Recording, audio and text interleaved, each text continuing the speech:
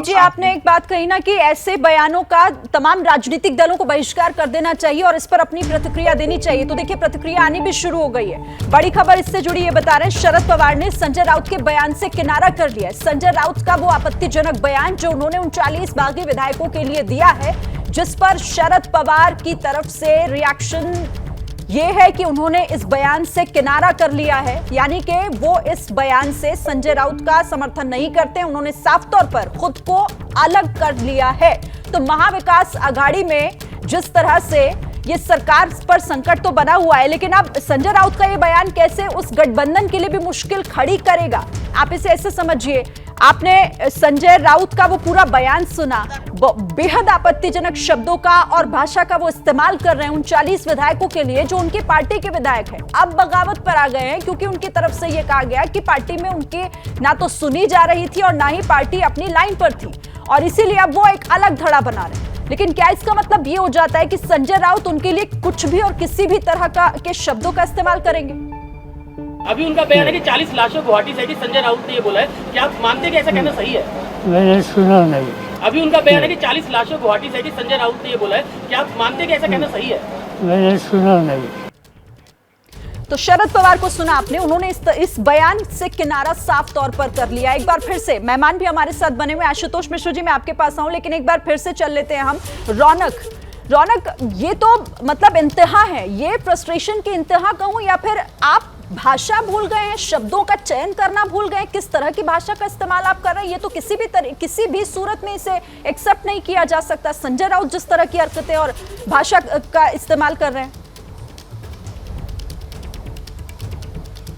जी निश्चित तौर पर शिरीन, मुझे भी इस बात का आश्चर्य हुआ क्योंकि जितने नेता आज गुवाहाटी में नजर आ रहे हैं वो शिवसेना के ही विधायक और मुख्य तौर पर जहां तक मैं समझता हूं, जहां तक मैं जानता हूं, पिछले कई सालों से शिवसेना पार्टी को कवर करते आ रहा हूं। खुद संजय राउत के ऐसे वहां पर कई विधायक है जो बेहद ही उनके नज़दीकी विधायक समझे जाते हैं, उनके करीबी विधायक समझे जाते हैं, और उनके लिए इस तरह के आपत्तिजनक शब्दों का इस्तेमाल अगर शिवसेना के एक बड़े नेता जो एक राज्यसभा कई सालों से सांसद रह चुके हैं वे अगर इस तरह की भाषा का इस्तेमाल कर रहे हैं तो निश्चित तौर पर जो फ्रस्ट्रेशन है, जो बौखलाहट है, वो साफ तौर पर यहाँ पर दिखाई दे रही है। हम आपको बता दें कि कल भी कई बार इस तरह के बयान जो है वो शिवसेना के नेताओं की तरफ से इन विधायकों को लेकर देखने को मिले थे। जब पुणे में जो तानाजी सावंत अभी विधायक है, फडणवीस सरकार में पूर्व मंत्री रह चुके हैं, उनके कार्यालय पर शिवसैनिकों ने जिस तरह से हमला कर दिया और तोड़फोड़ की, इसके अलावा दीपक केसरकर जो फिलहाल शिंदे गुट के प्रवक्ता है उनके कार्यालय पर भी तोड़फोड़ हुई और वहां पर भी जो शिवसैनिक थे वो भी काफी आपत्तिजनक भाषाओं का इस्तेमाल कर रहे थे।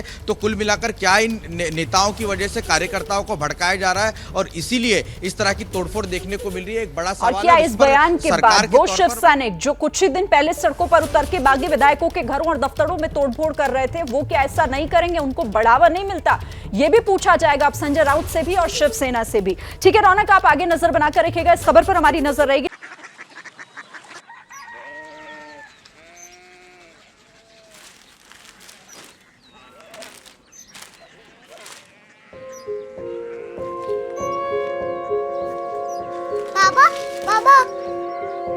Korea city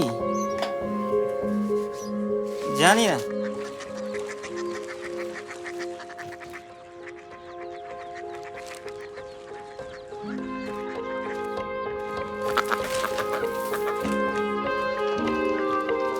Korea city. हाँ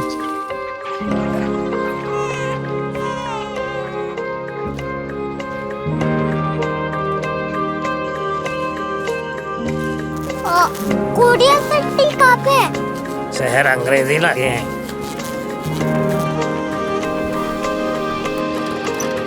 कोरिया सिटी।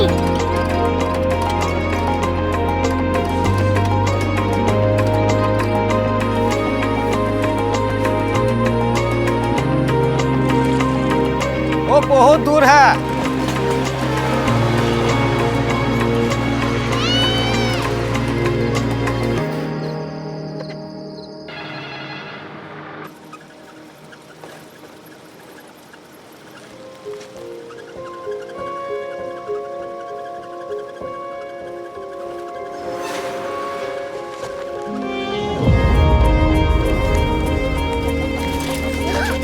Korea city.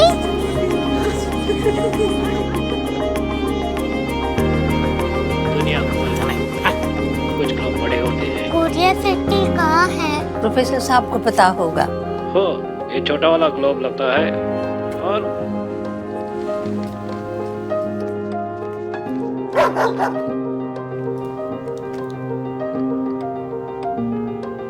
पता नहीं, मेरी बेटी से जाके मिल लो, शायद उसे मालूम हो।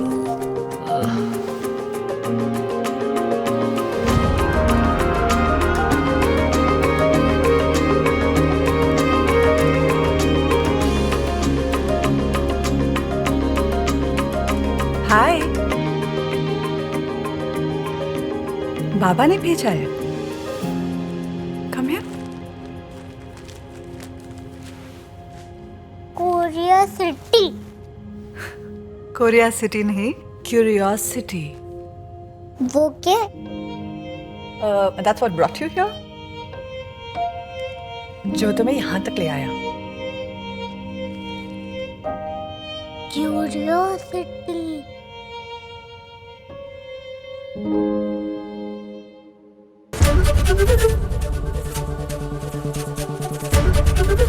एबीपी न्यूज आपको रखे आगे।